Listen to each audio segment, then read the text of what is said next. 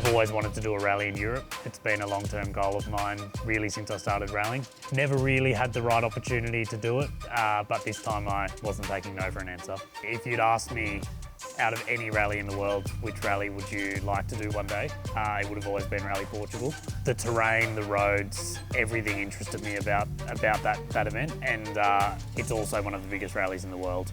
The terrain and the roads are actually reasonably similar to Australia, and if anything, they're quite similar to Canberra. That was one of the things that always interested me about doing the rally. I'm very comfortable on Canberra roads, so in my head, I could make myself be comfortable on Portuguese roads as well.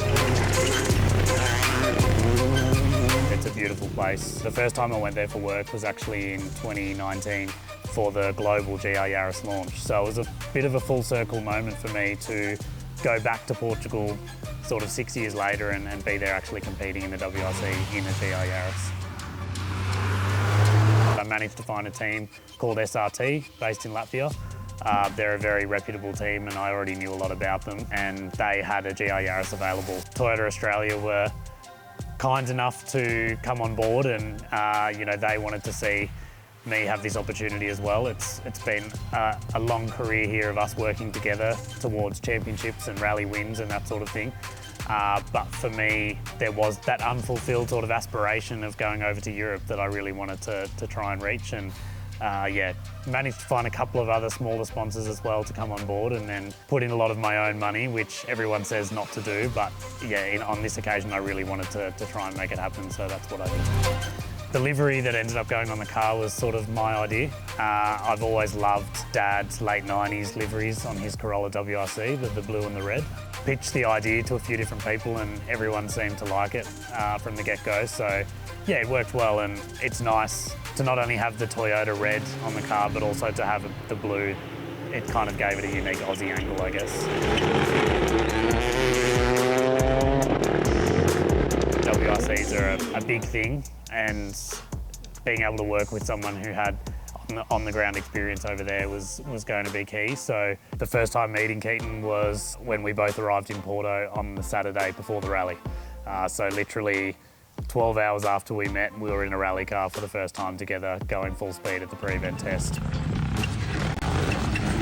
The beauty of working with another professional like Keaton is that you both know the job, and also personality-wise, we were able to gel really quickly as well. So he's not dissimilar to me in some ways. He's a four-time American rally champion.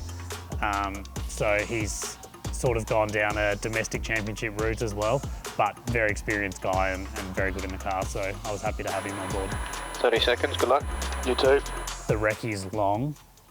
The nights are long because you have a lot of revision to do each night to go over the stages and get all your notes sorted and make sure that they're correct. And the stages are just busy. So Portugal is probably the most technical rally in the world, certainly one of the most technical rallies in the world, and people warn you about it, people tell you about it. I've even worked very closely with Lewis when he did it, and that was the way he described the roads. But until you do it yourself, you really don't understand. There was a barrage of corners just coming at you, like constant corners, into right, into left, into right, into left, into right, into left.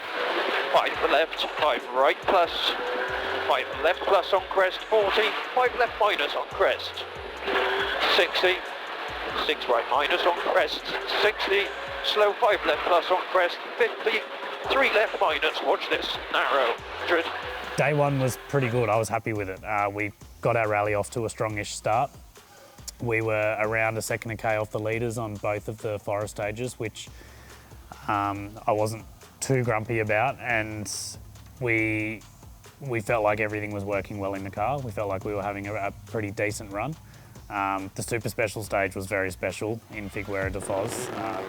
Thousands and thousands of spectators lining the stage, and it's in a beautiful coastal town right on the beach, so that was really special. And yeah, it felt like, you know, by that point we were in the rally and we got things off to a pretty decent start.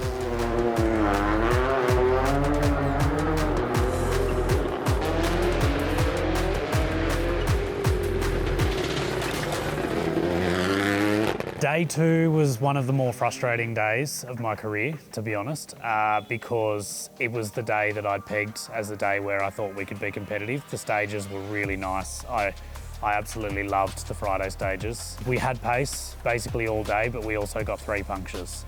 3 right plus. Right rear puncture, I reckon. Okay, Maybe. nearly there. 20, like 3 left narrow. 50. So that really put a dent in our day and hampered our progress. So I was surprised and happy to be 14th at the end of day 2 because I wasn't expecting to be that far up considering what a disaster the day was. But yeah, it did feel like a bit of a what could have been type day because as much as punctures are a part of the sport and they happen, I was pretty frustrated to get 3 of them in one day. But yeah, that's the nature of those events. You have to keep fighting no matter what. And as frustrating as it was to get 3 punctures, we were still in the event and still had a lot to fight for. One of my favourite stages of the whole rally was Amarante, which was on the Saturday morning loop, and we had quite a decent run through there, and I just felt like things were finally starting to click. So that was a good feeling. We went back to the service park on the Saturday lunchtime, and I was really looking forward to the afternoon loop because I felt like we were really starting to get into a nice rhythm, and we were going back out to the same stages. So, you know, I'd actually got an understanding of how the roads were, and yeah, I was looking forward to the Saturday afternoon.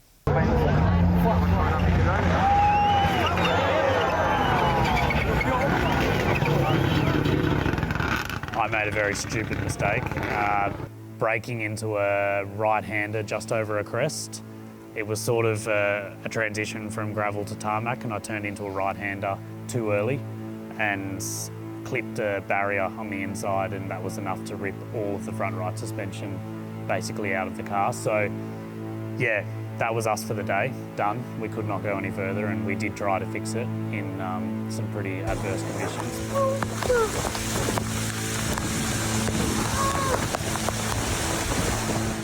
At the time, I was pretty philosophical about it. The roads were so technical that, you know, it felt like I couldn't be too hard on myself for a minor mistake. But yeah, still frustrating because I did go there to get the best result I could. So to be a DNF on day 3 when it was just starting to go well was, yeah, pretty frustrating.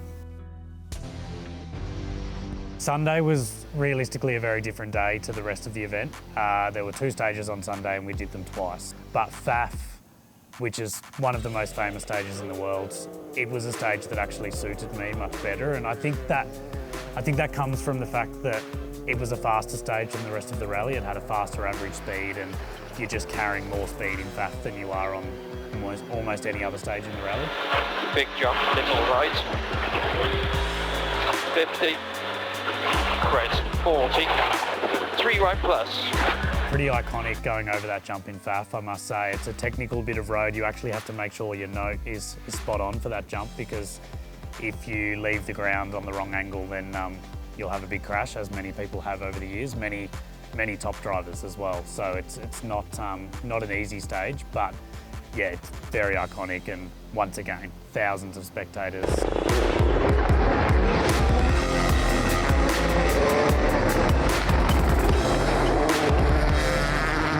We got 3rd on the final stage, which was a nice way to finish, but it was also, yeah, a bit of a feeling of, I guess, relief that just for one moment I was able to show some of the pace that I knew I had.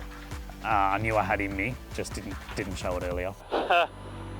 We were 3rd on that stage. 3rd, WRC2? Yeah. Huh? In WRC2? Yeah. Wicked. On the whole, that it was challenging, difficult. I had to survive on very little sleep for the week, but that's the reality for anyone who goes and does those sorts of events. I don't love that it was a one-off, so I really want to try and get back, because it's not an easy thing to go and do a one-off rally on your first time there and be competitive. And, you know, we managed to show a sneak peek of our pace on the very last stage, you know, finishing 3rd and only just behind Johan Russell, who's a WRC2 world champion. So I really want to try and get back there just to show a little bit more of what we're capable of, because yeah, it's never a nice feeling when you go over there and get spanked. And that's basically what happened to us, but equally, I think we're better than what we were able to show on this occasion. The biggest support for sure felt like it was coming from back home. I had so many WhatsApps, so many messages on social media, just wishing us well and willing us on to go well in the event, which was really nice. It's nice to know that, you know, Australians are so good at supporting their drivers when they go overseas like that and have those opportunities. It was a cool feeling.